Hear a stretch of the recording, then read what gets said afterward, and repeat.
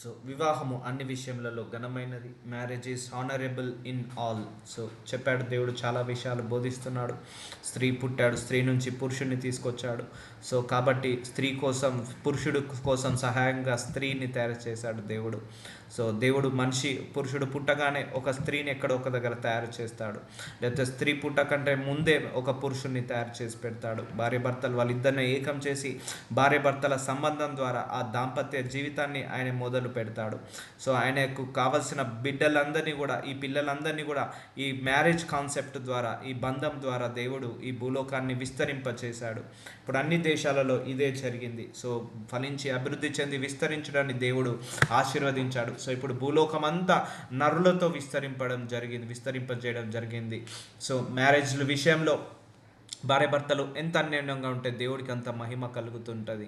So దేవుడి చిత్తము marriage విషయాలలో గొడవలు పెట్టుకోవడం, కొట్లాటలు పెట్టుకోవడం ఇది దేవుడి చిత్తము కానే కాదు.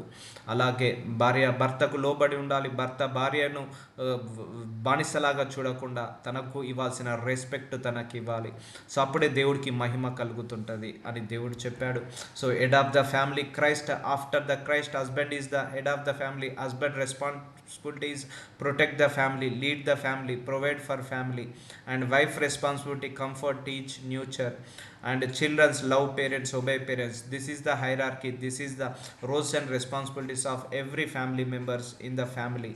కాబట్టి హస్బెండ్ ప్లేస్లో వైఫ్ లీడ్ చేయడం, వైఫ్ ప్లేస్లో దేవుడు లీడ్ చేయడం, లేకపోతే చిల్డ్రన్స్ ప్లేస్లో హస్బెండ్ లీడ్ చేయడం, ఇలాంటివి చేయకూడదు. ఎవరికి ఏ రెస్పాన్సిబుల్ కావాలో అది దేవుడు ఇచ్చేశాడు. సో మ్యారేజ్ విషయము మేడ్ ఇన్ హెవెన్ అంటారు, పరలోకంలో అవి నిర్ణయించబడతాయి, స్వర్గంలో నిర్ణయించబడతాయి అంటారు. కానీ భూలోకంలో ఇది ఒక నరకంలాగా తయారైంది. చాలామంది అంటారు పెళ్లి చేసుకున్నాక నాకు నరకం చూపిస్తున్నారని. సో అది మనమే నరకం చేసుకుంటాము. So marriage is a beautiful relationship, it's a beautiful concept given by God. ఎందుకంటే వృద్ధాప్యం వచ్చిన తర్వాత ఒకరికొకరు తోడు ఉండాలి. సో మ్యారేజ్ విషయంలో మన అన్నదమ్ములు అక్కచెల్లెలు ఒక కడుపు నుంచి పుడతారు, ఒకటే గర్భం నుంచి పుడతారు. కానీ భార్య భర్తల బంధం అనేది రెండు గర్భాల నుంచి పుట్టి అది వేరే శరీరం నుంచి వచ్చిన మనుషులు. సో వాళ్ళిద్దరినీ కూడా దేవుడు ఏకం చేసి ఏక శరీరము, ఏక మనస్సు, ఏక ఆత్మయే కలిగి ఉండాలని దేవుడు చెప్పాడు. సో ఎప్పుడైనా భార్య భర్తలు ఏక శరీరం లాగా ఉండాలి, ఏక ఆత్మ కలిగి ఉండాలి, ఏక మనస్సు కలిగి ఉండాలి, ఏక ఆలోచనలు కలిగి ఉండాలి. హస్బెండ్ ఏ అంటే వైఫ్ జెడ్ అంటుంది, కానీ హస్బెండ్ జెడ్ అంటే వైఫ్ ఏ అంటుంది. సో అలా అనకుండా ఎస్ అంటే ఎస్, నో అంటే నో, ఇద్దరు కలిసి ఒక దగ్గర స్టాండ్ అయి ఉండాలి, అండర్స్టాండింగ్ ఉండాలి, మెచ్యూరిటీ లెవెల్స్ ఉండాలి మ్యారేజ్ లైఫ్లో. అలాగే ఒకరినొకరు ప్రేమించుకోవాలి, ఒకరినొకరిని ఇష్టపడాలి, ఒకరినొకరు రెస్పెక్ట్ ఇచ్చుకోవాలి. That is the God's will. అది అప్పుడే దేవుడికి మహిమ కలుగుతుంది. అంతేకాని మ్యారేజ్ చేసుకున్నాము కానీ డే 1 నుంచి గొడవలు, హస్బెండ్ని తిట్టడం, వైఫ్ని తిట్టడం, దేవుడికి మహిమ కలగదు అక్కడ. సో ఒకటి, మ్యారేజ్ విషయంలో నీ వైఫ్ గురించి కావచ్చు, నీ హస్బెండ్ గురించి కావచ్చు, ఎప్పుడు ఇంకొకరి దగ్గర చెడుగా మాట్లాడద్దు. సో ఏదున్నా 4 గోడల మధ్యనే సామరస్యంగా కూర్చొని పరిష్కరించుకుంటే ఆ ప్రాబ్లం సాల్వ్ అయిపోతుంది. కొంతమందిని చూశాను, మనుషుల దగ్గర కూడా, ఇంట్లో పనిచేసే వాళ్ళ దగ్గర కూడా భర్త గురించి చెడుగా మాట్లాడుతుంటారు, లేకపోతే భార్య గురించి ఆఫీస్లో కొలీగ్స్ దగ్గర చెడుగా మాట్లాడుతుంటారు. దానివల్ల మనమే చులకనైపోతాము. సో ఎప్పుడైనా హస్బెండ్ వైఫ్ ఒకసారి దేవుడు డిసైడ్ చేసి పెళ్ళి చేశాడంటే that is the final. So అది పెళ్ళైన తర్వాత నాకు మళ్ళీ కలెక్టర్ వస్తే బాగుండు, లేకపోతే యాక్టర్ వస్తే బాగుండు, డాక్టర్ వస్తే బాగుండు, లాయర్ వస్తే బాగుండు, లేకపోతే ఐఏఎస్ ఐపీఎస్ ఆఫీసర్ వస్తే బాగుండు అని అనుకుంటారు చాలామంది కూడా. ఒకసారి పెళ్ళి అయిపోయిందంటే నీ మనస్సులో కానీ నీ ఆలోచనలో కానీ పరాయి స్త్రీ కానీ పరాయి పురుషుడి గురించి కానీ ఆలోచించద్దు. That is the final. Because ఆ ఎక్స్పెక్టేషన్స్ వల్ల you will never get satisfy by your spouse. ఆ స్పౌస్ నుంచి నువ్వు సాటిస్ఫైగా ఉండలేవు. సో ఇవన్నీ చిన్న చిన్న తప్పులే అనిపిస్తాయి, కానీ దీని ద్వారానే చాలామంది విడిపోతున్నారు. చాలామంది 20-30 సంవత్సరాలు గొడవ పెట్టుకుంటున్నారు. నేను చూశాను చాలామంది ఫ్యామిలీస్లలో కూడా పెళ్ళై 2 పిల్లలుండి పెళ్ళికి వయసు వచ్చిన పిల్లలు వచ్చినాక కూడా నేను ఎందుకు ఈ భర్తను చేసుకున్నాను, నేను ఎందుకు ఈ భార్యను చేసుకుంటున్నాను, ఇంకో భర్త దొరకాల్సి ఉండే, ఇంకో భార్య దొరకాల్సి ఉండే, చేసుకోవాల్సి ఉండే అని చాలామంది కూడా ఇలా రిగ్రెట్ అవడం చూశాను. సో అక్కడ ప్రాబ్లం మైండ్ సెట్లో, థాట్లో ఉంది. సో చక్కదిద్దుకుంటే ఏదైనా కూడా సెట్ చేసుకోవచ్చు. చూద్దాము వాక్యం ద్వారా దేవుడు ఏం మాట్లాడబోతున్నాడు. సో ఇవన్నీ చిన్న చిన్న టిప్సే, కానీ ఇవన్నీ తెలియక చాలామంది కూడా దారి తప్పిపోతున్నారు, తొలగిపోతున్నారు, డైవర్స్ దాకా వెళ్ళిపోతుంది. సో డైవర్స్ తీసుకోవడం కూడా దేవుడి చిత్తము కానే కాదు. ఒకవేళ తీసుకుంటే ఏ సందర్భంలో తీసుకోవాలి, అవన్నీ కూడా క్లియర్గా మాట్లాడడం జరుగుతుంది. చూద్దాము. పేతురు 3వ అధ్యాయం 9వ వచనము, ఆశీర్వాదమునకు వారసులగుటకు మీరు పిలువబడితిరి. సో దేవుడు బ్లెస్ చేయడానికి మనల్ని పిలుచుకున్నాడు. సో మన భార్య భర్తలు ఇద్దరు కలిసిమెలిసి ఉంటే దేవుడు ఆశీర్వదిస్తాడు. సో భార్య భర్తలు కలిసిమెలిసి అన్యోన్యంగా ఉంటే దేవుడికి మహిమ పెరుగుతుంది. అంతేగాని భార్య భర్తలు గొడవలు పెట్టుకొని కొట్లాట పెట్టుకొని రోజు తిట్టుకుంటూ తన్నుకుంటూ బూతులు మాట్లాడుకుంటూ అల్లరి చిల్లరగా ఉంటే దేవుడికి మహిమ పెరగదు. సో భార్య భర్తలు ఎంత హ్యాపీగా ఉంటే దేవుడు ఆ కుటుంబాన్ని అంతగా బ్లెస్ చేస్తాడు.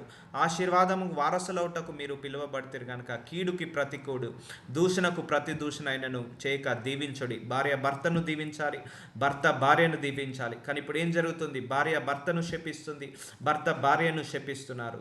ఇద్దరు ఒకరికొకరు బూతులు తిట్టుకొని మాట్లాడుతున్నారు. దూషణకు ప్రతి దూషణ. కోపం వచ్చి భర్త ఒక మాట అంటే కామ్ అయిపోవాలి, తర్వాత కోపం తగ్గిన తర్వాత సమర్థించుకోవాలి. అలాగే భార్య కూడా కోపం వచ్చి ఒక మాట అంటే భర్త కామ్ అయిపోవాలి, కోపం తగ్గిన తర్వాత సమర్థించుకోవాలి. అంతేకాని కీడుకి ప్రతికీడు. నువ్వు 2 మాటలు అన్నావు, నేను 4 మాటలు అంటా. నువ్వు 4 అన్నావు, నేను 40 అంటా. నేను 40 అన్నాను, నువ్వు 400 అంటావు. సో అలా నోరుని ఎంతగా ఉపయోగిస్తే అంత గొడవలు ఎక్కువ అవుతాయి మ్యారేజ్ లైఫ్లో. కాబట్టి దూషణకు ప్రతి దూషణ. నువ్వు మా తల్లి గారిని అన్నావు, నేను మీ తల్లి గారిని అంటాను. నువ్వు నా ఫ్రెండ్ని అన్నావు, నేను నీ ఫ్రెండ్ అన్నాను. నువ్వు నా అక్క చెల్లెలను, నేను నీ అక్క చెల్లెలను అంటాను. సో ఇవన్నీ కూడా చూసాం మనం అందరం కూడా. ఇలాంటి కాకుండా ఒకరికొకరు దీవించుకోండి. సో మ్యారేజ్ లైఫ్లో ఒకరి గురించి ఒకరు మాట్లాడుకో అంటే వేరే ఫ్యామిలీస్ నుంచి వేరే పేరెంట్స్ గురించి మాట్లాడాల్సిన అవసరం లేదు. So wife and husband is the one different family. అంటే ఒక పెళ్ళైన తర్వాత భార్య భర్త అనేది పెళ్లి చేసుకున్న తర్వాత వాళ్ళు సపరేట్ అయిపోతారు. ఈ ఫ్యామిలీ నుంచి సపరేట్ అయిపోయి సో అక్కడ నుంచి ఒక కుటుంబాన్ని తయారు చేస్తాడు దేవుడు.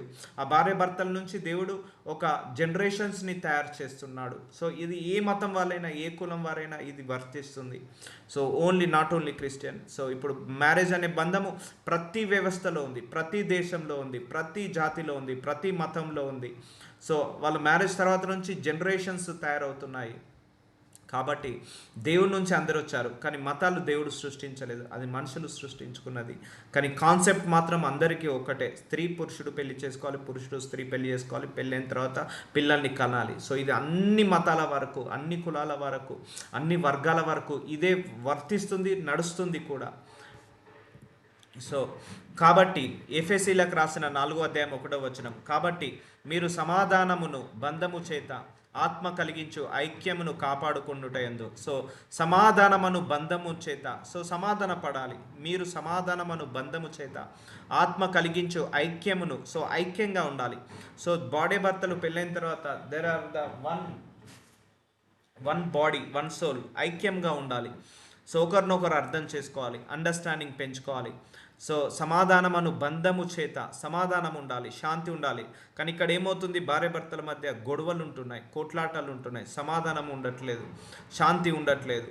బంధము చేత ఆత్మ కలిగించు ఐక్యమును కాపాడుకున్నటయందు శ్రద్ధ కలిగిన వారే ప్రేమతో ఒకడినొకడు సహించుచు. సో చూసారా, ఒకరినొకరు సహించుకోవాలి, ఒకరినొకరు భరించుకోవాలి, ఒకరికొకరు అర్థం చేసుకోవాలి, ఒకరికొకరు తగ్గించుకోవాలి, ఒకరినొకరు అర్థం చేసుకొని తగ్గించుకొని సహించుకోవడం వల్ల మ్యారేజ్ లైఫ్ చాలా బాగుంటుందని దేవుడు చెప్తున్నాడు. ఐక్యత కలిగి ఉండాలి. ఇప్పుడు మన భర్త గురించి వేరే పర్సన్ వచ్చి మాట్లాడినప్పుడు నా భర్త గురించి అలా మాట్లాడొద్దండి అని అనాలి, నా భార్య గురించి అలా మాట్లాడొద్దని అనాలి. మనం కూడా మన భర్త గురించి కావచ్చు, మా భార్య గురించి కావచ్చు వేరే పర్సన్ దగ్గర మాట్లాడద్దు. అవును, భర్త చెడ్డవాడు కావచ్చు, అలానే నువ్వు ఇలా 10 మందికి చెప్తుంటే భర్తకి ఇంకా మూర్ఖత్వం పెరుగుతుంది. లేదు, నేను ఎంత చెడ్డగా ఉన్నా నా భార్య నన్ను కాపాడుతుంది, నా భార్య నన్ను విలువ ఇస్తుంది, నా గౌరవం ఇస్తుందని మన భార్య ప్రవర్తన నచ్చినప్పుడు భర్తనే మారిపోతాడు ఏదో ఒకరోజు. కానీ ఇలా నెగిటివ్గా భర్త గురించి చెడుగా 10 మందికి చెప్తే నా భార్య నా గురించి 10గా చెప్తుందని తను ఇంకా మూర్ఖంగా బిహేవ్ చేయడం జరుగుతుంది. లేకపోతే భార్య గురించి కూడా అలా చెప్పినా కూడా అలాగే జరుగుతుంది. సో భార్య భర్తలు అనేది 4 గోడల మధ్య ఉండి, అరే నేను ఎంత మాట్లాడినా నా భర్త నాకు ఇంకా విలువిస్తున్నాడే, నేను ఎంత మాట్లాడినా నా భార్య నన్ను ప్రేమిస్తుంది, ఇలాంటి భార్య దొరకడం నా అదృష్టం, ఇలాంటి భర్త దొరకడం నాకు అదృష్టము. సో నన్ను నేను మార్చుకుంటానని మన ప్రవర్తన బట్టి మన భార్యను కావచ్చు, భర్తను కావచ్చు మార్చుకోవచ్చు మన ప్రవర్తన బట్టి. అంతేకాని మన మూర్ఖత్వం బట్టి, మన గయాలితనం బట్టి, మన త్రాగుడనే వ్యసనం బట్టి మనం ప్రతిరోజు వాళ్ళని హింసిస్తా అంటే వాళ్ళు మారరు, మనం జీవితం మారదు. సో మార్పు అనేది మన మనసులో నుంచే మొదలవుతుంటుంది. అందుకే సమాధానం ఉండాలి, భార్యాభర్తల మధ్య బంధం ఉండాలి, ఐక్యత ఉండాలి. శ్రద్ధ కలిగిన వారు ప్రేమతో ఒకరికొకరు సహించచ్చు, ఒకరికొకరు సహించాలి, ప్రేమ ఉండాలి. ఇప్పుడు ఏముండాలి? మ్యారేజ్ లైఫ్లో సమాధానం ఉండాలి, ఐక్యత ఉండాలి, శ్రద్ధ కలిగిన వారే ప్రేమతో ఉండాలి. సో ఇవన్నీ ఈ మూడు ఇంపార్టెంట్. సహించాలి, ఈ నాలుగు ఉండాలని వాక్యం ద్వారా దేవుడు చెప్పాడు. అవును, ఒకసారి భార్య కోపం వస్తే భర్త తగ్గించుకోవాలి, భర్త కోపం వస్తే భార్య తగ్గించుకోవాలి. అన్ని వేళలా భార్య తగ్గించుకోవడం కరెక్ట్ కాదు, అన్ని వేళలా భర్త తగ్గించుకోవడం కరెక్ట్ కాదు. ఒకరికొకరిని ఓర్చుకోవాలి. భార్యకు బాగాలేకపోతే భర్త సేవ చేయాలి, భర్త బాగాలేకపోతే భార్య సేవ చేయాలి. ఎందుకంటే చివరి కాలం వరకు మిగిలేది భార్య భర్తలు మాత్రమే. ఒక టైం వచ్చినప్పుడు పిల్లలు కూడా పెళ్లి చేసుకొని వెళ్ళిపోతారు. సో నీతోటి ఉండేది నీ జీవిత భాగస్వామి మాత్రమే. అలాంటి జీవిత భాగస్వామిని కష్టపెట్టద్దు, నష్టపెట్టద్దు, వాళ్ళను తిట్టద్దు, వాళ్ళను బానిసలాగా చూడొద్దు. ఎందుకంటే భార్య అయినా భర్త అయినా ఇద్దరు దేవుడి దగ్గర నుంచి వచ్చిన వాళ్ళే, దేవుడి పిల్లలే. కాబట్టి మనము ఇవ్వాల్సిన రెస్పెక్ట్, భర్తకి ఇవ్వాల్సిన రెస్పెక్ట్ను భర్తకి ఇస్తే దేవుడికి మహిమ పెరుగుతుంది. భార్యకి ఇవ్వాల్సిన రెస్పెక్ట్ భార్యకి ఇస్తే దేవుడికి పెరుగుతుంది, మనకు దేవుడికి మహిమ కలుగుతుంది. ప్రతిరోజు బైబిల్ చదువుకుంటున్నాం, ప్రార్థన చేస్తున్నాం, ఆరాధిస్తున్నాం, స్తుతిస్తున్నాం, కానీ కళ్ళ ముందున్న భార్యనే నువ్వు సహించలేకపోతున్నావు, కళ్ళ ముందున్న భర్తనే నువ్వు భరించలేకపోతున్నావు అంటే తిడుతున్నావు, అవమానిస్తున్నావు, నిందలు వేస్తున్నావు. సో అప్పుడు నువ్వు దేవునికి ప్రార్థించి వేస్ట్ అంటాడు దేవుడు. సో అవన్నీ కూడా వాక్యంలో ఉన్నాయి. సో ఇక్కడ భార్యాభర్తల మధ్య సమాధానం ఉండాలి, ఐక్యత ఉండాలి, శ్రద్ధ ఉండాలి, ప్రేమ ఉండాలి. ఈ 4 కలిగి ఉండాలని దేవుడు చెప్తున్నాడు. ఎఫెసీలకు రాసిన 4వ అధ్యాయం 2వ వచనం, మీరు పిలువబడిన పిలుపునకు తగినట్లుగా దీర్ఘశాంతముతో. సో వైఫ్ అండ్ హస్బెండ్స్ మధ్య దీర్ఘశాంతం, కానీ ఇప్పుడు అవి లేదు. కోపము, కక్షలు సాధించు, ద్వేషము, పగ, సో ఇవన్నీ కూడా వైఫ్ అండ్ హస్బెండ్ మధ్య ఇవి ఉంటున్నాయి. సో పిలువబడిన పిలుపునకు తగినట్లుగా మనందరినీ కూడా దేవుడు పిలుచుకున్నాడు పరలోక రాజ్యానికి వారసులు కావాలని. సో దీర్ఘశాంతముతో, హంబుల్తో ఉండాలి. సో దీర్ఘశాంతముతో కూడిన సంపూర్ణ వినయముతోను, చూసారా, కంప్లీట్గా హంబుల్తోను, సాత్వికంతోను. సో స్మూత్గా హ్యాండిల్ చేయి. కష్టం వచ్చిందా కూర్చొని మాట్లాడుకొని, భార్య భర్తలు కూర్చొని మాట్లాడుకొని స్మూత్గా హ్యాండిల్ చేయండి. ఒకరి మీద ఒకరు అరుచుకుంటే, ఒకరి మీద ఒకరు కోపడుకుంటే, ఒకరి మీద ఒకరు ద్వేషపడుకుంటే, ఒకరి మీద ఒకరు అన్యాయంగా అరుచుకుంటే, ఖర్చుకుంటే పనులు జరగవు. సాత్వికంతో నడుచుకొనవలెను. సో ఇలాంటి వాళ్ళ మధ్య దేవుడు నివసిస్తాడు. ఇలాంటి ఫ్యామిలీని దేవుడు బ్లెస్ చేస్తాడు, ఆశీర్వదిస్తాడు. అందుకే దేవుడు మనందరినీ పిలుచుకునేందుకు పరలోక రాజ్యానికి వారసులు కావడానికి. సో పరలోక రాజ్యానికి వారసులు కావాలంటే దీర్ఘశాంతం ఉండాలి, ప్రేమ, కరుణ, కృప, దయ ఉండాలి. కానీ మనం మన భార్యనే, మన భర్తనే ఓర్వలేకపోతున్నాము. మన భర్త లేనప్పుడు భర్త గురించి 10 మందికి చెడ్డగా చెప్తున్నాం, భార్య లేనప్పుడు 10 మందికి చెడ్డగా చెప్తున్నాము.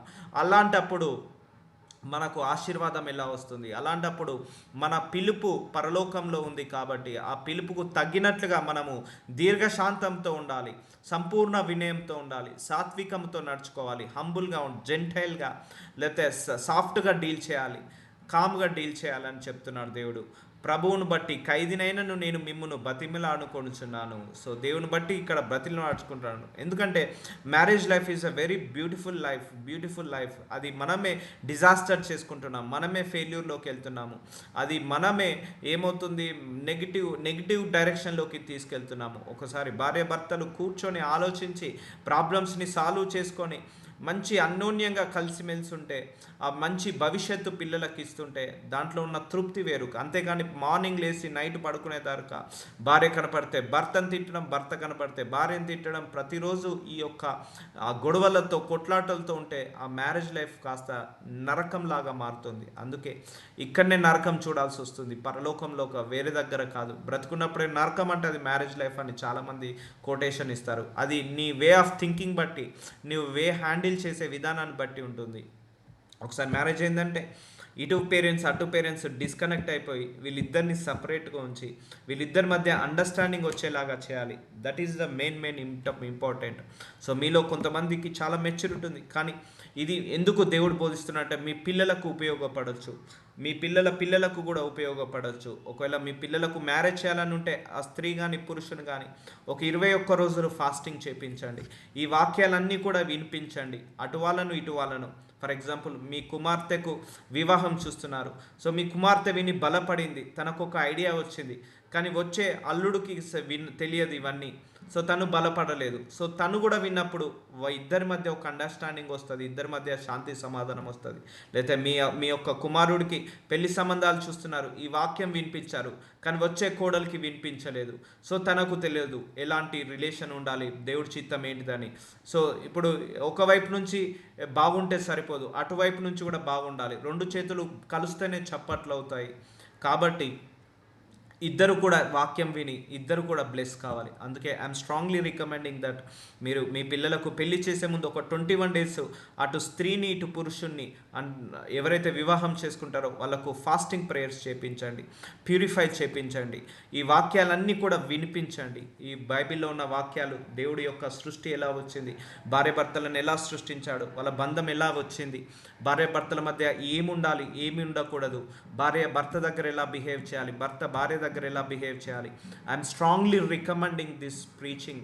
మీకు ఉపయోగపడకపోయినా అంటే మీ పిల్లలకు నెక్స్ట్ జనరేషన్కైనా ఉపయోగపడాలి. ఎందుకంటే నెక్స్ట్ జనరేషన్ ఇంకా వరస్ట్ అయ్యేటట్టు ఉన్నది. సో అప్పటి వరకు మ్యారేజ్ అనే కాన్సెప్ట్స్ కూడా ఉంటాయో ఉండవో తెలియదు, కానీ మ్యారేజ్ అనే కాన్సెప్ట్ చాలా ఇంపార్టెంట్. ఎందుకంటే దేవుడు లీగల్ మ్యారేజ్ నుంచి పిల్లల్ని సృష్టిస్తాడు, కానీ ఇల్లీగల్ మ్యారేజ్ నుంచి వచ్చే పిల్లలు వాళ్ళు అపవిత్రపరచబడతారు. సో దాంట్లో చాలా మర్మాలు ఉంటాయి. కాబట్టి మీ పిల్లలకు ఎవరు పెళ్లి చేయాలనుకున్నా, ఫ్రెండ్స్కి కావచ్చు, పిల్లలకు కావచ్చు, మనవళ్ళకు కావచ్చు, మనవరాళ్ళకు కావచ్చు, లేకపోతే మీ ఇంటి పక్కోళ్ళు ఇంకా ఎవరైనా క్రైస్తవులే నమ్ముకొని ఉన్నారు, వాళ్ళకు తెలియకపోతే బంధువుల అమ్మాయి, బంధువుల అబ్బాయి, లేకపోతే రిలేటివ్స్ అక్క కొడుకో, తమ్ముడు కొడుకో, లేకపోతే చెల్లె కొడుకో ఎవరో ఒకరికి పెళ్ళి జరుగుతుంది కదా. అలాంటప్పుడు ఈ వాక్యాలన్నీ వినిపించి సో వాళ్ళకు మార్చుకొని మెచ్యూరిటీ వస్తుంది. ఈ వాక్యాలు విన్నప్పుడు మెచ్యూరిటీ వస్తుంది. సో చాలామంది పెళ్ళి కావడానికి డబ్బు ఉందని చూస్తారు, జాబ్ ఉందని చూస్తారు, వంట వచ్చా అవ్వచ్చా ఇవ్వచ్చా అని చూస్తారు, కానీ మ్యారేజ్ యొక్క ఇంపార్టెన్స్ ఏంటిదో చెప్పట్లేదు. భర్త యొక్క ఇంపార్టెన్స్ ఏంటిది, భార్య యొక్క ఇంపార్టెన్స్ ఏంటిది, ద మ్యారేజ్ లైఫ్ యొక్క ఇంపార్టెన్స్ ఏంటిది అని దీని మీద ఎడ్యుకేట్ చేసి పిల్లలకు చెప్తే వాళ్ళు డిజాస్టర్ చేసుకోరు. ఈ యొక్క మ్యారేజ్లో ఈ డైవర్స్ అనే కాన్సెప్ట్స్ రావు. సో ఇలాంటి చాలా ఉంటాయి. మ్యారేజ్ అనేటప్పుడు వాళ్ళను ప్రిపేర్ చేయాలి, మెంటల్గా ప్రిపేర్, భార్యను భర్తను ఇద్దరిని కూడా మెంటల్గా ప్రిపేర్ చేయాలి. సో అప్పుడు వాళ్ళకు ఆ హ్యాండిల్ చేసే కెపాసిటీ కావచ్చు, ఒక ఎడ్యుకేషన్లో ఒక మెచ్యూరిటీ లెవెల్ అనేది వస్తుంటుంది. కాకపోతే మరి ఇప్పుడు ప్రస్తుతం ఉన్న రోజుల్లో కట్నం ఎంత ఇస్తారు, బంగారం ఎంత పెడతారు, లేకపోతే ఏ కారు ఇస్తారు, ఏ ఇల్లు కొనిస్తారు, ఎంత కట్నం ఇస్తారు, ఏ పట్టు చీర, ఏ నగలు, ఇవే చెప్పి ఎంత శాలరీ వస్తుంది, ఏ కంపెనీలో జాబ్ చేస్తున్నారు, ఎంఎన్సీఆ లేకపోతే అమెరికానా లండనా, ఇవి చెప్పే పెళ్లి చేసుకుంటున్నారు. తర్వాత మూడో నెలకో డైవర్స్ కూడా అయిపోతున్నాయి.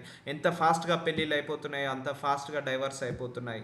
సో అలా కాకుండా this is the importance of your life partner, this is the important of your spouse. నీ జీవిత భాగస్వామికి ఇది ఇంపార్టెంట్. ఇది ఒక్క రోజుతో కలిసిపోయి బంధం కాదు, 40-50 సంవత్సరాలకు కలిసి జీవించాల్సిన బంధం ఇది. సో ఏదో గొడవల కొట్లాటలున్నా మీరు సమర్థించుకొని చేయాలి. మా దాకా కూడా రావద్దని పేరెంట్స్ ఎడ్యుకేట్ చేయాలి. అండ్ పిల్లని ఎలా చూసుకోవాలి ఇవన్నీ కూడా చెప్పాలి. భర్త ఇంపార్టెన్స్ ఏంటిది, భార్య ఇంపార్టెన్స్ ఏంటిది, సో ఇవన్నీ కూడా మనం నేర్పించి పిల్లలకు పంపించాలి.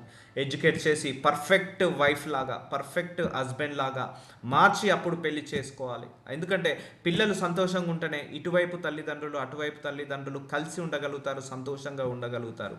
అదే పిల్లలు మ్యారేజ్ లైఫ్లో గొడవలు పడుతుంటే ఇటు పేరెంట్స్ బాగుండలేరు, అటు పేరెంట్స్ బాగుండలేరు. దీనివల్ల ఇప్పుడు భార్య భర్తలు సుఖంగా మంచిగా ఉండి పెళ్లి చేసిన వీళ్ళు కూడా కష్టపడాల్సి వస్తుంది. ఇటు పేరెంట్స్ కష్టపడాలి, అటు పేరెంట్స్ కష్టపడాలి, ఇటు వీళ్ళు కష్టపడాలి. ఇన్ని జంటలు కష్టపడాల్సి వస్తుంది. సో వాళ్ళతో ఉన్న అన్నదమ్ములు అక్కచెల్లెలు కూడా బాధపడాల్సి వస్తుంది. ఒక్క లైఫ్ కనుక డిజాస్టర్ అయితే, ఒక్క మ్యారేజ్ లైఫ్ కనుక బ్రేక్ అవుతుందంటే, గొడవలు కొట్లాటలు అవుతుందంటే ఎవరికి సుఖం ఉండదు. ఇటు బంధువులకు అటు బంధువులకు, ఇటు పేరెంట్స్కి అటు పేరెంట్స్కి ఉండదు. So preparation important, maturity level important. So ఇవన్నీ కూడా ఎడ్యుకేట్ చేయండి, మీ పిల్లలకు చేసి పెళ్లి చేయండి. సో ఒకవేళ మ్యారేజ్ సెట్ అయ్యేటప్పుడు అటు పేరెంట్స్ని ఇటు పేరెంట్స్ కూర్చోబెట్టి ఆ అబ్బాయిని అమ్మాయిని ఇద్దరిని కూర్చోబెట్టి మాట్లాడి వాళ్ళ ముందే ఇది ఇలా ఉంటుంది, మ్యారేజ్ లైఫ్ ఇలా ఉంటుంది, గొడవలు పెట్టుకోవద్దు, కొట్లాటలు పెట్టుకోవద్దు, ఏదున్నా కూడా సర్దుకోవాలి, మంచి సాత్వికంగా ఉండాలి, దీర్ఘశాంతంగా ఉండాలి, మీరు ఎంత కలిసిమెలిసి ఉంటే అంత దేవుడికి మహిమ పెరుగుతుంది. సో ఇద్దరు భార్య భర్తలు ఎంత అన్యోన్యంగా ఉంటే దేవుడు అంతగా బ్లెస్ చేస్తుంటా అంటాడు. సో ఇవన్నీ కూడా ఎడ్యుకేట్ చేయాలి పిల్లలందరికీ కూడా. సో అప్పుడు వాళ్ళ మ్యారేజ్ లైఫ్ బాగుంటుంది. వాళ్ళు బాగుంటే పేరెంట్స్ బాగుంటారు. సో వాళ్ళు బాగుంటేనే ఇటు పేరెంట్స్ అటు పేరెంట్స్ మధ్య కూడా రిలేషన్ బాగుంటుంది. ఇప్పుడు భార్య భర్తలు గొడవ పెట్టుకుంటే అది ఇంపాక్ట్ ఇటు పేరెంట్స్ మీద పడుతుంది, అటు పేరెంట్స్ మీద పడుతుంది. సో అది బై డిఫాల్ట్గా పడిపోతుంటుంది. ఎందుకంటే మా అమ్మాయి గ్రేట్, మా అబ్బాయి గ్రేట్, మా అమ్మాయిని ఇలా పెంచలేదు, మా అబ్బాయిని ఇలా పెంచలేదు. సో వాళ్ళకు కూడా అది హ్యాండిల్ చేసే మెచ్యూరిటీ లెవెల్ రావాలి భార్య భర్తలు ఇద్దరికి కూడా. సో ఇవన్నీ కూడా బై ఎక్స్పీరియన్స్ తోటి కొన్ని నేర్చుకోవచ్చు. మనం చెప్పే లెసన్స్ ద్వారా కొన్ని నేర్చుకుంటారు వాళ్ళు. సో ఏ చెప్పినా మంచి చెప్పాలి, అంతేగాని భార్య మీద లేనప్పుడు భర్తకు చెప్పడం, భర్త లేనప్పుడు భార్య మీద చెప్పి వాళ్ళ మధ్య వీళ్ళ మధ్య పుల్లలు పెట్టడం, గొడవలు పుట్టించడం. సో ఇవన్నీ కూడా దేవుడి చిత్తము కానే కాదు. సో చూద్దాము. ఎఫెసీలకు రాసిన 4వ అధ్యాయం 4వ వచనం, శరీరం ఒక్కటే, ఆత్మ ఒక్కడే, ఆ ప్రకారమే మీ పిలుపు విషయమై ఒకటే నిరీక్షణ ఉండుటకు పిలువబడితిరి. ప్రభు ఒక్కడే, విశ్వాసం ఒక్కడే, బాప్తిజం ఒకటే. చూసారా, దేవుడు ఒక్కడే, విశ్వాసం ఒకటే, ఆత్మ ఒకటి, శరీరం ఒకటే, బాప్తిజం ఒకటే. అలాగే భర్త ఒక్కడే, భార్య కూడా ఒక్కతే. ఈ జన్మకు ఈమెనే భార్య, ఈ జన్మకు ఈయననే నీ భర్త. చాలామంది పెళ్ళైన తర్వాత 2-3 ఇయర్స్కే డైవర్స్ ఇచ్చేసి ఇంకో భార్య, మళ్ళీ 3 ఇయర్స్కి డైవర్స్ ఇచ్చేసి ఇంకో భర్త. So that is no multiple marriages in one life. ఒకటే మ్యారేజ్ ఒకసారి, చావు ఒకసారి, జననం ఒకసారి, మరణం ఒకసారి, మ్యారేజ్ ఒకసారి, బాప్తిజం ఒకసారి, విశ్వాసం ఒకటి, ప్రభు ఒక్కడే. కాబట్టి మ్యారేజ్ లైఫ్ కూడా ఇట్స్ ఏ వన్ టైం అంతే. It's a one time only, not multiple times, not with multiple people. That is not a right marriage. అందరికీ తండ్రి అయిన దేవుడు ఒక్కడే. ఇక్కడ అండర్లైన్ చేద్దాం, అందరికీ తండ్రి అయిన దేవుడు ఒక్కడే. నీ భార్యకు తండ్రి ఆయననే, నీ భర్తకు తండ్రి ఆయననే, నీ పిల్లలకు కూడా తండ్రి ఆయనే. ఇప్పుడు పిల్లలు పుట్టారు, వాళ్ళను హింసిస్తున్నారు, కొడుతున్నాము, తిడుతున్నాము, కానీ వాళ్ళ తండ్రి ఎవరు? పరలోకంలో ఉన్న తండ్రి. నీ భర్తను బూతులు మాట్లాడుతున్నావు, నీ భార్యను తంతున్నావు, లేదా నీ భార్యను హింసిస్తున్నావు, బానిసలాగా చూస్తున్నావు. నీ భార్య యొక్క తండ్రి ఎవరు? పరలోకంలో ఉన్న తండ్రి, దేవుడు. సో నీ భర్త యొక్క తండ్రి ఎవరు? పరలోకంలో ఉన్న తండ్రి. అందరికీ, భార్యకైనా తండ్రి దేవుడే, భర్తకైనా తండ్రి దేవుడే, మన పిల్లలకైనా తండ్రి దేవుడే. సో ఇప్పుడు మనకు భూలోకంలో తండ్రిలాగా మనల్ని ఒక రెస్పాన్సిబిలిటీ ఇచ్చాడు మన పిల్లలకు. బట్ మనకు పిల్లలు కాకముందుకే, మనము వాళ్ళకు తల్లిదండ్రులు కాకముందుకే ఆయన తల్లి, ఆయన తండ్రి, మన పిల్లలకు తల్లి తండ్రి ఆల్రెడీ దేవుడే, ముందే దేవుడు. సో ఆయననే తండ్రి. నీ భార్యకైనా తండ్రి దేవుడే, నీ భర్తకైనా తండ్రి దేవుడే. సో ఇప్పుడు నీ భార్యను తంతున్నావు, సో నీ యొక్క దేవుడి యొక్క బిడ్డను తంతున్నట్టు నీ భర్తను బూతులు మాట్లాడుతున్నావు. సో నీ యొక్క భర్త, నీ దేవుడైన బిడ్డను నువ్వు బూతులు మాట్లాడుతున్నట్టు అర్థమవుతుందా? సో ఇప్పుడు భార్యకు రెస్పెక్ట్ ఇస్తున్నావు, తండ్రి యొక్క కుమార్తెకు రెస్పెక్ట్ ఇస్తున్నట్టు భర్తను నువ్వు రెస్పెక్ట్ ఇస్తున్నావు, గౌరవిస్తున్నావు. సో తండ్రి అయిన కుమారుడికి నువ్వు రెస్పెక్ట్ ఇస్తున్నట్టు అర్థమవుతుందా? అందరికీ తండ్రి అయిన దేవుడు ఒక్కడే. ఒకసారి భర్తను తిట్టే ముందు ఈయన తండ్రి ఎవరు అని ఆలోచించండి. దేవుడే ఈయన తండ్రి. భార్యను తిట్టే ముందు అమ్మో పరలోకపు తండ్రి ఈయన తండ్రి, ఈమె తండ్రి, నేను తిట్టకూడదు అని ఆలోచించండి. ఒక్కసారి దేవుడు అంటే భయభక్తులు ఉన్నప్పుడు ఎవరు కూడా భార్యను భర్తను తన్నడము, కొట్టడము, బూతులు మాట్లాడడం, శపించుకోవడం ఇవన్నీ చేయరు. ఎందుకంటే నువ్వు నీ భార్యను శపిస్తున్నావంటే ఆయన తండ్రి ఎవరు? పరలోకంలో ఉన్నాడు, ఆయనను శపించినట్టే. నీ భర్తను బూతులు మాట్లాడుతున్నావు, ఆ భర్త యొక్క తండ్రి ఎవరు? పరలోకంలో ఉన్నాడు, దేవుడు. ఆయన బిడ్డను నువ్వు బూతులు మాట్లాడుతున్నావు అంటే ఆయనను బూతులు మాట్లాడినట్టే. అర్థమవుతుందా? సో గొడవ పడుతున్నావు నీ భార్యతోటి, భర్తతోటి. వీళ్ళిద్దరు భార్య భర్త యొక్క తండ్రి ఎవరు? దేవుడు. సో ఎవరి పిల్లలతో గొడవ పడుతున్నావు? దేవుడి పిల్లలతో గొడవ పడుతున్నావు. అర్థమవుతుందా? సో ఆయన అందరికీ పైగా ఉన్నవాడై అందరిలోని వ్యాపించి అందరిలో ఉన్నాడు. సో చూసారా, అందరికీ పైగా అంటే భార్యకు పైగా, భర్తకు పైగా, పిల్లలకు పైగా ఆయన్నే. Is the head of the universe మొత్తం ఆయన చేతిలో ఉంది. అందరికీ పైగా ఉన్నవాడై అందరిలోనూ వ్యాపించి, ఇప్పుడు నీలో నాలో కూడా ఆయన వ్యాపించాడు, అందరిలో ఉన్నాడు. సో ఇప్పుడు మన అందరిలో ఎవరున్నారు? దేవుడు ఉన్నాడు. సో నీ భార్యను కాలుతో తంతున్నావు, నువ్వు ఎవరిని తంతున్నట్టు? లోపల దేవుడు ఉన్నాడు లోపల. సో ఆయనను కూడా తంతున్నట్టు. సో ఇలాంటి వాళ్ళు పరలోకానికి వెళ్తారా? భార్య భర్తలు గొడవలు పెట్టి తన్నుకొని గుద్దుకొని ఇలాంటి కార్యాలు చేసే వాళ్ళు పరలోకానికి వెళ్తారా? వెళ్ళరు, 100% వెళ్ళరు. సో ఇది కూడా ఒక కర్స్, ఇది కూడా ఒకటి ఆపివేస్తుంది నువ్వు పరలోకానికి వెళ్ళడానికి. అందుకే దేవుడు స్ట్రాంగ్గా రికమెండ్ చేస్తున్నాడు ఈ వాక్యం గురించి, బోధించు బోధించు బోధించు అని. ఎందుకంటే because of this reason also you may not enter in to the haven. So ఆయన అందరికీ పైగా ఉన్నవాడే, అందరిలో వ్యాపించాడు, అందరిలో ఉన్నాడు. గుర్తుపెట్టుకోండి, నీలో దేవుడు ఉన్నాడు, నీ భర్తలో కూడా దేవుడు ఉన్నాడు. నీ భర్తను తంతున్నప్పుడు, నీ భార్యను తంతున్నప్పుడు, తిడుతున్నప్పుడు గుర్తుపెట్టుకోండి, అందులో దేవుణ్ణి కూడా నువ్వు తంతున్నట్టు, దేవుణ్ణి కూడా తిడుతున్నట్టు, ఆయనను కించపరుస్తున్నట్టు.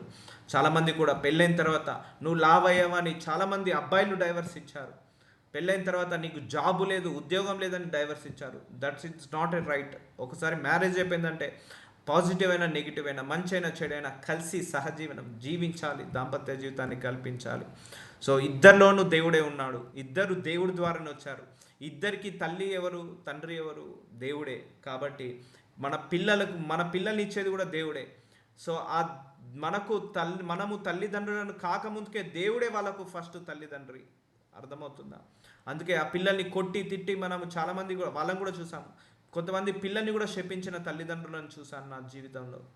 సో అలాంటి వాళ్ళు ఉన్నారు. సో నువ్వు దేవుడి పిల్లల్ని నువ్వు తిడుతున్నావు, నీకు పిల్లలు కాకమంటే ముందు దేవుడికి పిల్లలు వాళ్ళు. So this is the family.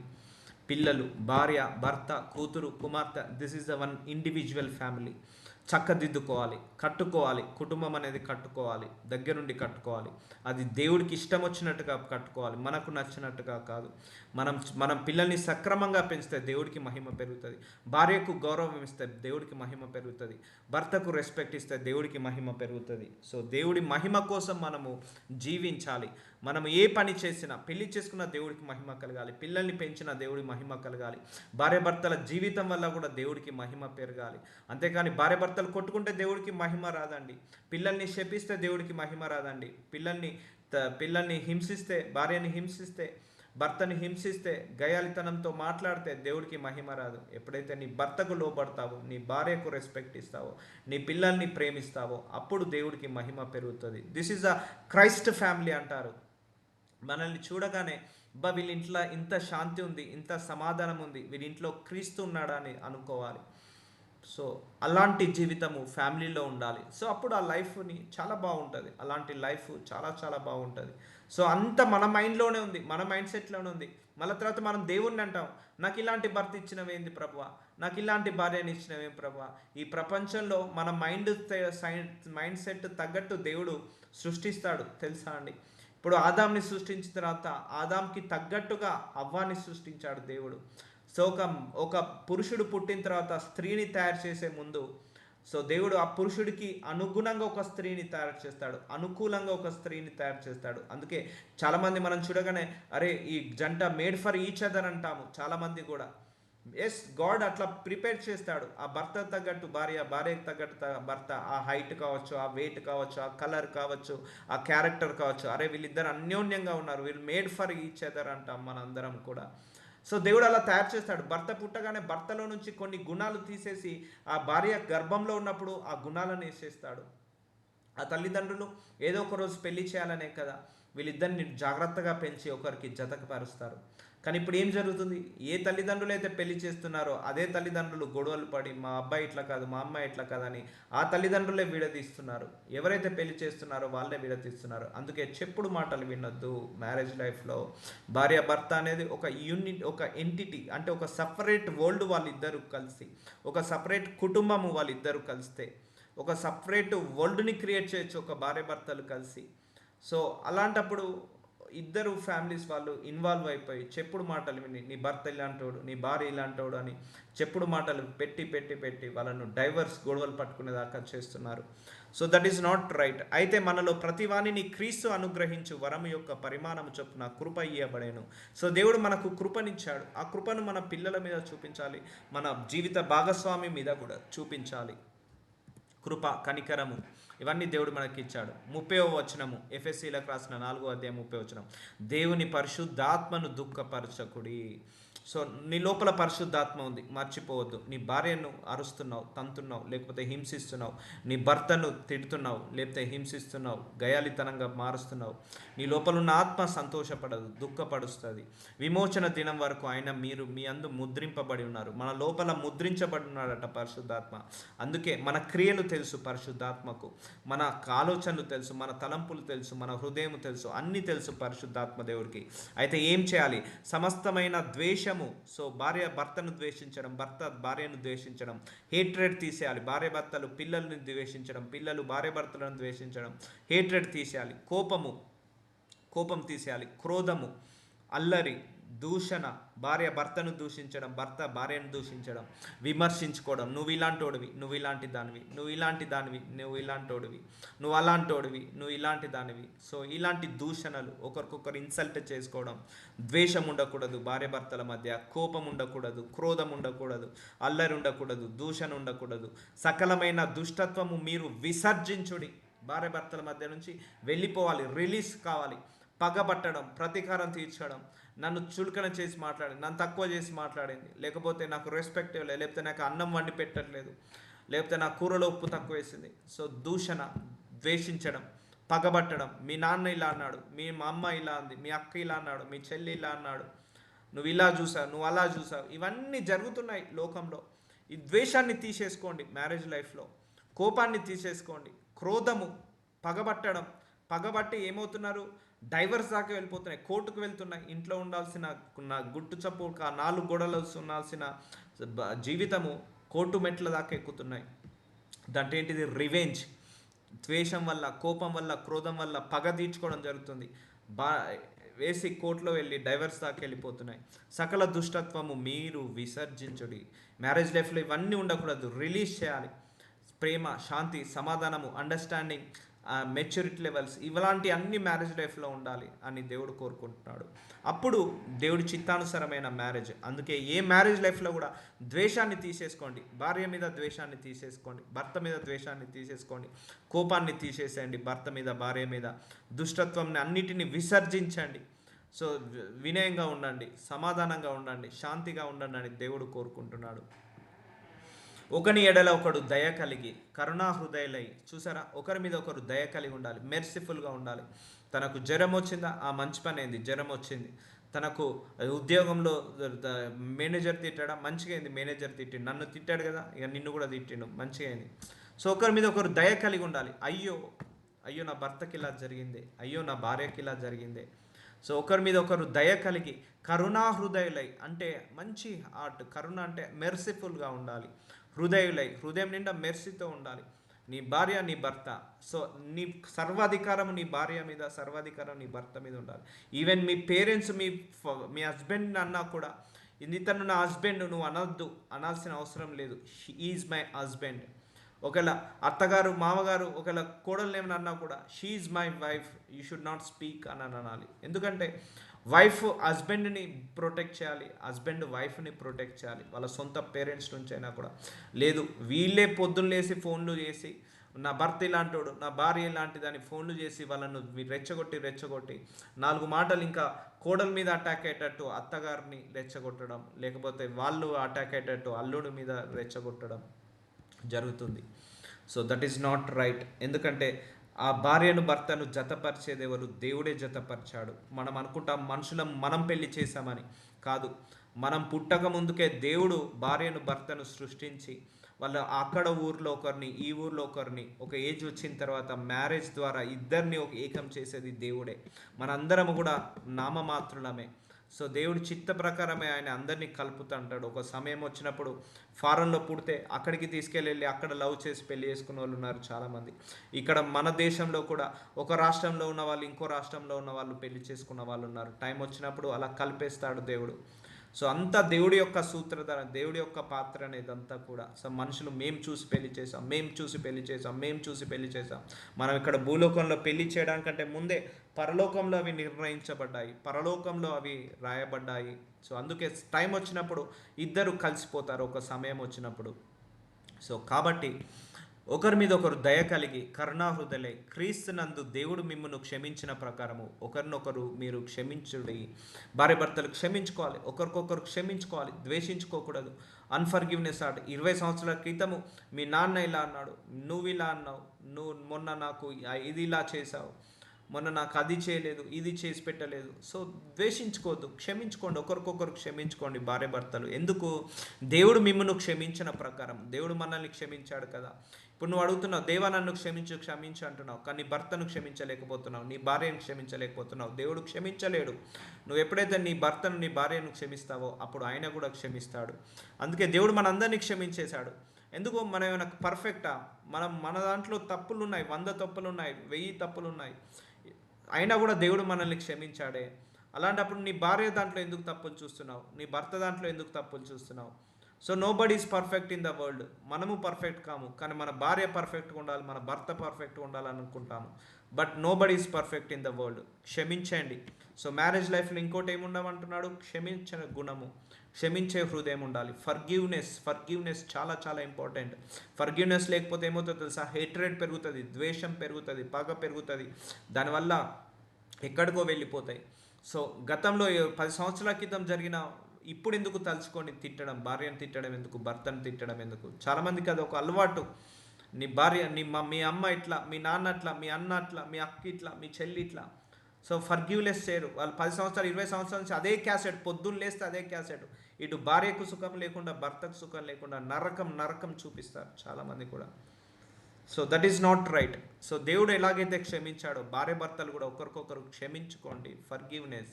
అవును, తప్పులు చేస్తారు, భార్య నాక తప్పులు చేస్తుంది, భర్త నాక తప్పులు చేస్తుంది, పొరపాట్లు చేస్తుంటారు.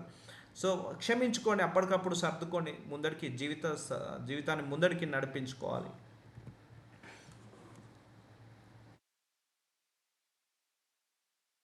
సో కొలెస్సీలకు రాసిన 3వ అధ్యాయము 12వ వచనము, కాగా దేవుని చేత ఏర్పరచబడిన వారును పరిశుద్ధులను ప్రియులైన వారికి తగినట్లుగా మీరు జాలిగల మనస్సుని, దయాలత్వము, వినయము, సాత్వికము, దీర్ఘశాంతమును ధరించుకొనడి. సో చూస్తారా, దేవుని చేత ఏర్పరచబడిన వారును. సో దేవుడి చేత డిసైడ్ అయింది మ్యారేజ్.